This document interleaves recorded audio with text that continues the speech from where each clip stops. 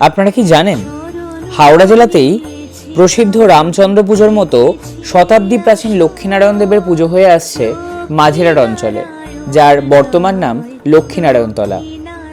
রামের পুজোর মতোই এই পুজোও চলে দীর্ঘ কয়েক মাস। প্রতিমার কাঠামোর গঠনেও দুই পুজোর মধ্যে এক অদ্ভুত সাদৃশ্য লক্ষ্য করা যায়। এই পুজো সংক্রান্ত যেসব তথ্যগুলি পাওয়া গেছে তা থেকে জানা যায় 1898 সালে শুরু হয়েছিল লক্ষ্মীনারায়ণ পুজো, যা আজও তার প্রাচীন ঐতিহ্য মেনে এগিয়ে চলেছে। অতীতে এই পুজো শুরু হতো বুদ্ধ পূর্ণিমার দিন, চলতো শ্রাবণ মাসের তৃতীয় রবিবার পর্যন্ত, যদিও বর্তমানে এই পুজো শুরু হয় দশহরার দিন। একটি কাঠামোর ভিতর অন্যান্য দেবদেবীর সাথে পূজিত হন লক্ষ্মীনারায়ণ, সঙ্গে থাকেন ব্রহ্মা, দেবাদিদেব মহাদেব।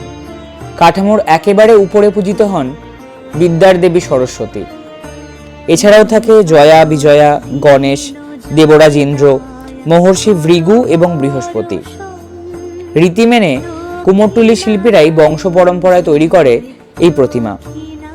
ভিডিওটি যদি ভালো লেগে থাকে ডেফিনেটলি শেয়ার করবেন, আর এই ধরনের আরও কন্টেন্ট পেতে অবশ্যই ফলো করুন আমাদের পেজ ঠাকুর দালান।